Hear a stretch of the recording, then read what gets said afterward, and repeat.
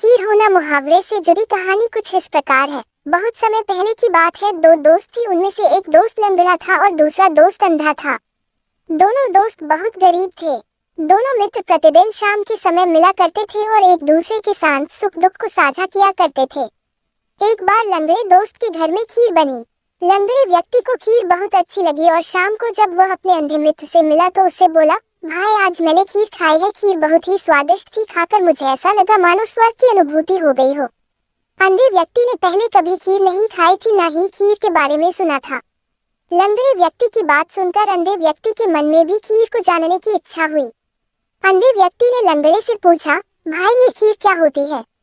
लंगड़े व्यक्ति ने उत्तर में अंधे से ही पूछा, क्या तुमने कभी खीर नहीं खाई है? अंधे व्यक्ति ने बतलाया कि उसने पहले कभी खीर नहीं खाई है, ना ही खीर के बारे में सुना है। अंधे व्यक्ति की बात सुनकर लंगड़ा व्यक्ति बोला, भाई खीर सफेद होती है, मीठी होती है, मुलायम होती है और बहुत ही स्वादिष्ट होती है। लंगड़े की बात सुनकर गूंगा फिर पूछता है, ये सफेद रंग कैसा होता है? लंगड़े ने बतलाया कि दूध सफेद होता है, दांत भी सफेद रंग के होते हैं।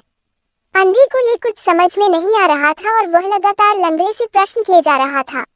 नेत्रहीन व्यक्ति को समझाना अब लंगड़े व्यक्ति के लिए टेढ़ी खीर बन चुकी थी। वह सोच रहा था कि इसे मैं कैसे समझाऊं। तभी उसे एक सफेद बगुला दिखाई दिया। लंगड़ा उस बगुले को पकड़कर अंधे व्यक्ति के पास ले आया और उसके हाथों में रखते हुए बोला, इस बगुले की तरह खीर भी सफेद और मुलायम होती है। अंधे व्यक्ति ने अपने पास रखे हुए बगुले पर हाथ फेरा। उसे बगुला बहुत ही नर्म महसूस हुआ। वह कभी बगुले के ऊपर हाथ फेरता, कभी उसके दाएं बाएं छूकर देखता था।